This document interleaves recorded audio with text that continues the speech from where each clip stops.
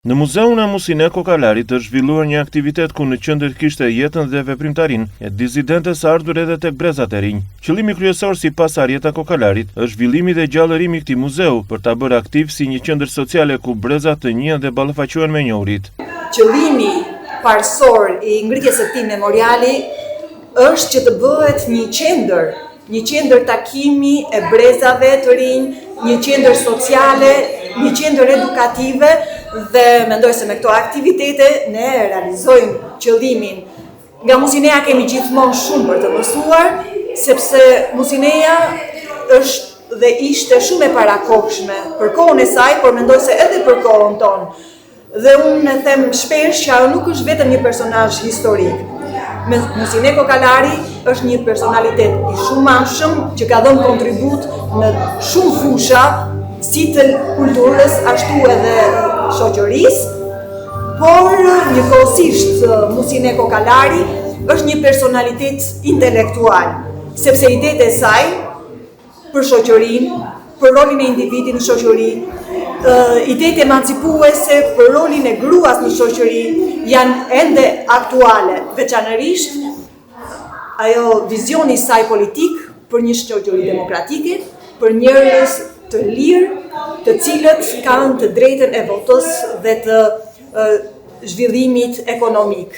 Vetë personaliteti i Musine Kokalarit është mjaft interesant dhe ngjall kuriozitet, jo vetëm tek ne shqiptarët, por edhe tek të huajt, të cilët befasohen nga ekzistenca e një intelektuale të tillë në një shoqëri jo shumë të zhvilluar, ashtu siç që ajo e Shqipërisë së viteve 30, veçanërisht nga qasja e saj aq emancipuese për rolin e gruas dhe për rolin për lëvizjen feministe të themi të kohës. Musineja kërkonte për gruan, por dhe individin në përgjithësi, ato që kërkojmë nëse shumë t'i edhe ne sot, të drejtat e individit në shoqëri, të drejtat sociale, dhe këto janë gjithmonë aktuale dhe të rreqin interes. Por ajo që është e veçantë tek Musineja është edhe se ajo kishte një aktivitet shumë planësh dhe shumë interesante është edhe pasioni i saj për etnografinë, si atë etnolingvistike, ashtu edhe atë trashëgimin materiale, prej koleksionit të cilës ne kemi një materiale shumë të pasura, një koleksion të pasur që e kemi vënë në dispozicion të vizitorëve.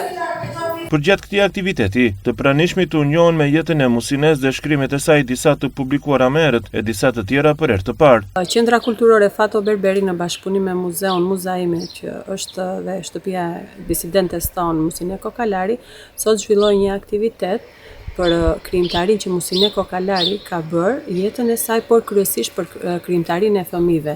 Dhe në aktiviteti jonë u përqendrua te vepra e saj rreth vatrës. Fëmijët u njohën më gjerësisht me doket, ritet, folklorin gjirokastrit.